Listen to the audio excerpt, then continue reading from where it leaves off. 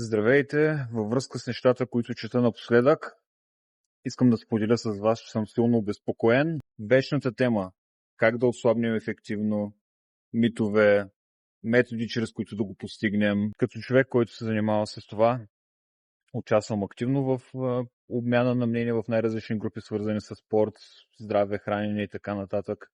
И трябва да ви кажа, че има неща, които изключително много ме тревожат, включително написани от мои колеги. Чета съвети, които все още почиват на устарели разбирания, които отдавна са оборени с силата на науката, твърдения от порядъка на не трябва да се храните след 18 часа вечерта, не трябва да ядете въглехидрати, спрете сладкото, спрете тестото, спрете алкохола, спрете безалкохолните, ако може дори не дишайте. И разбира се, има хора, които вярват на това.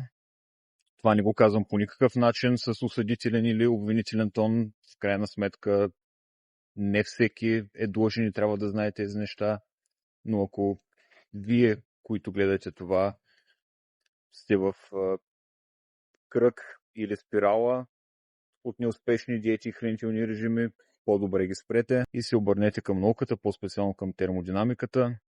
Отслабването или покачването е изцяло свързано с баланса между енергоприема и енергоразхода. Няма такова нещо като junk food. Има калория, има и енергия и това дали тялото ви ще работи правилно не се определя само от това какво едете, а от количествата храна, които приемате и от вашата физическа активност. И под физическа активност нямам предвид да се занимавате с какъвто и да е спорт, а с начина ви на живот като цяло. Хормоналният дисбаланс също е доста често коментирана тема. Виждам хора, които се оплакват, че са качили килограми и отново виждам съвети от специалисти и от неспециалисти да се обърнат към ендокринолог, да се направи изследвания, което безспорно е така и трябва да се направи, особено ако човек има съмнение, че нещо не е наред.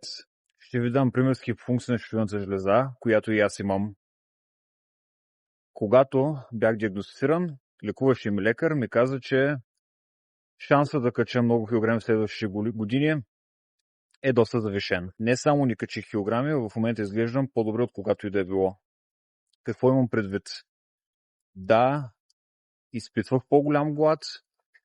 Да, беше ми трудно да контролирам поривите си, да ям повече, но покачването на килограми е въпрос на приемане на повече калории, отколкото са ни необходими. Хормоналният дисбаланс би могъл да повлияе на грилина и на лептина, но покачването е въпрос на моето решение дали ще ям повече или не. С това, което казах току-що, по никакъв начин не искам да омаловажавам проблемите и препятствията, с които се сблъскват хора, които имат хипофункция на щитовидната жлеза или някакъв друг хормонален проблем, но просто искам да споделя с вас, че това не е присъда.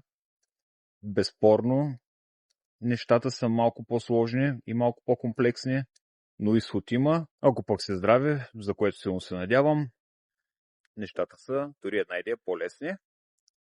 Ако искате да свалите килограми ефективно, ако искате да научите много нови неща, ако искате да създадете навици, ако искате да кажете чао на диетите и здравей на живота, свържете се с мен и аз ще ви помогна.